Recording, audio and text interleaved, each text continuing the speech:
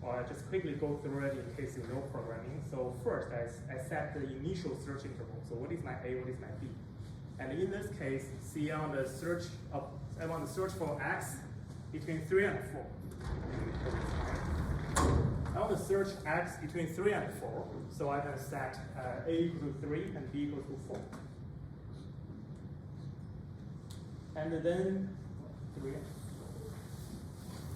So, and then I can know what's the midpoint of A and B. Here's X. So by the way, I can upload the code anyway, so you don't have to take photos. So this is the midpoint of X equal to A plus B divided by 2. And here, in this particular case, I know what's the value of pi. So I actually know what's the exact value. So I can put pi over here. So here's pi, the exact value of the root you are trying to search. And then I can specify what is the number of dissections I want to perform. Say I want to divide the interval 100 times, and then that then I should reduce eventually my interval, the length of my interval. Initially it's 1. After 100 times of dissection, it should be 2 to the power of negative 100, right? So now this is how I run dissection. So I wrote a for loop. For loop is just like it will continue to run this loop for between 1 and n. So it will run it 100 times. And at each time, I get a new midpoint. So this is xk plus 1. That is my new midpoint between the current interval. And then I start to judge the value of this function f. I want to compare f of a and f of the midpoint. If the product of those two are less than 0, that means there must be a root in between a and xk plus 1. So what I do then is I set a new interval by changing the right boundary of the interval to be the midpoint, so that my interval size shrink by 1/2.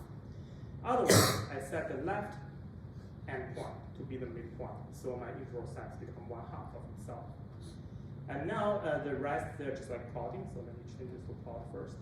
And of course here, so what is y equal to f of x? So that is a function you're trying to search for the root. So this is my old example, but in this case, I want to search for the root of sine x equal to 0, right? So I change here to y equal to sine of x. So let me try this. Well, there's something wrong with I can't really grab this thing down here. It's like sorry, just give me 1 second. Let me deal with this plotting error. So in this case, first of all, let me look at the sequence of x. So this x, so that's the record. So x is the record of the midpoint I generated from each dissection.